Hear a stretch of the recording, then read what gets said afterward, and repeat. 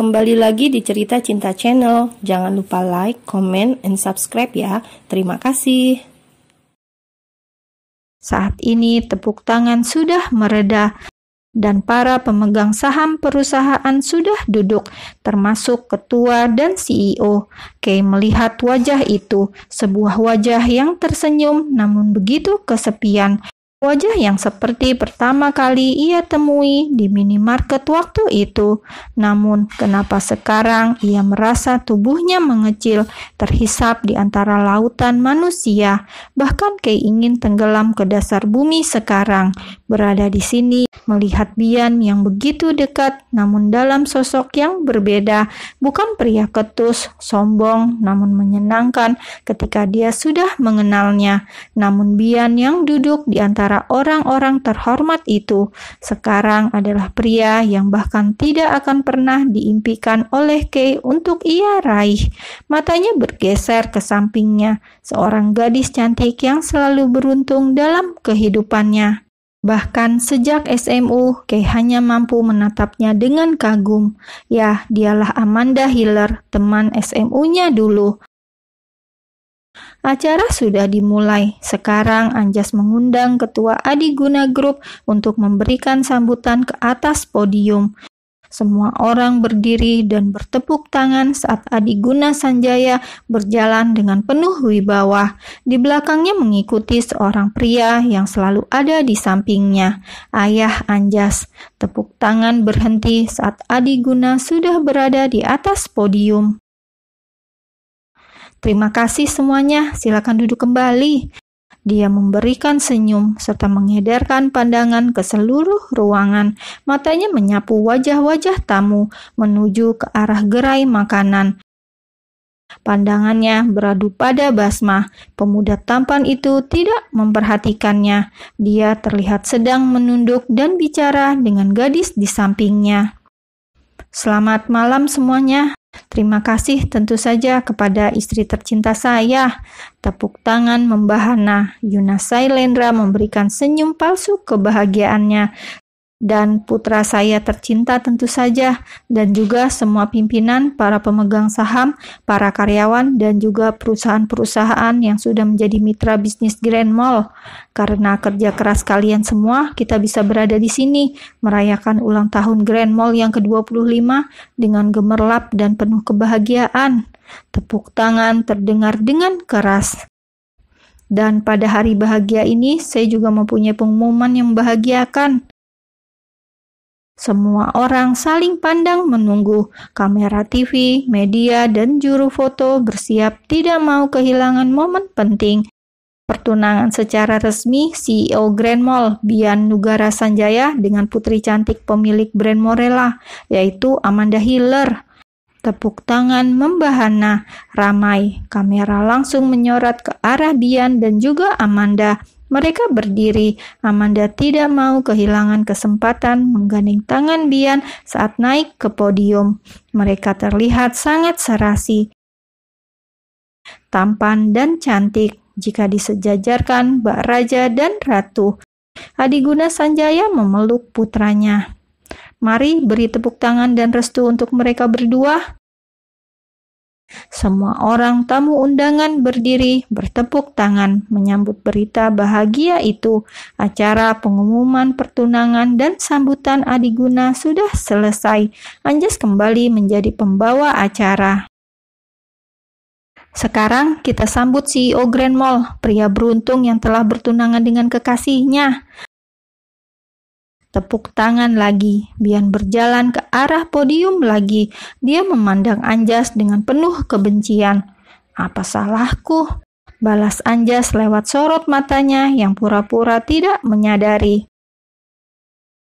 Selamat malam semuanya. Terima kasih atas kehadiran dan kerja kerasnya selama ini. Bersama Grand Mall, saya ingin mewujudkan sebuah kehidupan yang lebih baik bagi semuanya.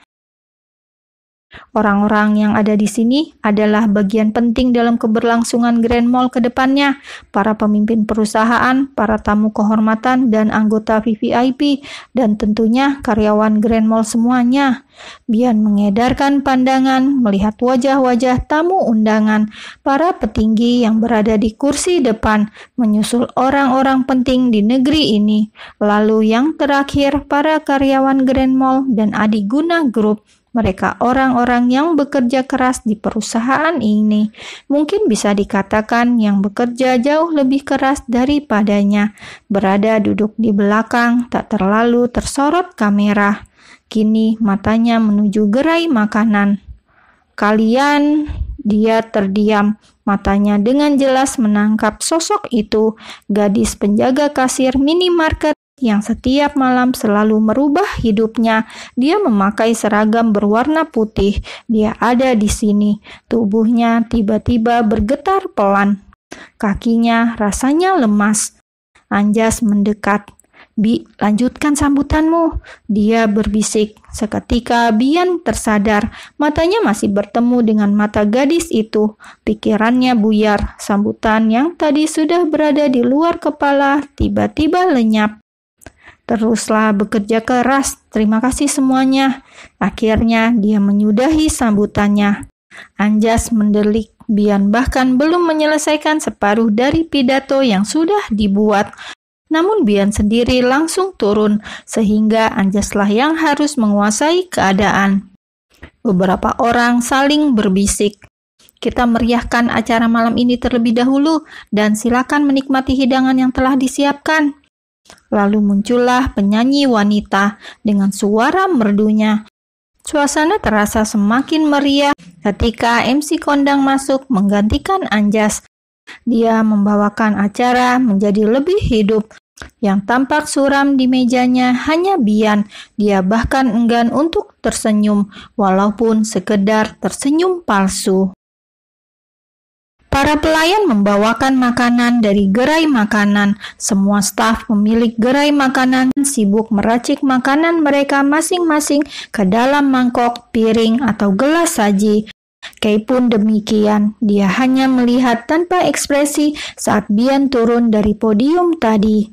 Laki-laki itu tidak menolehnya atau melirik sekalipun tidak. Dia berjalan datar lalu duduk di kursinya tadi. "Duduklah Mbak, biar aku yang lakukan." "Aku gak apa-apa, Bas."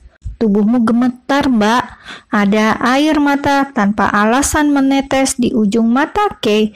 Ia tidak tahu alasan apa. Keterkejutannya saat mendapati kenyataan bahwa Bian adalah seorang laki-laki kaya, CEO sebuah mall terbesar di Asia, atau pengumuman pertunangan ini.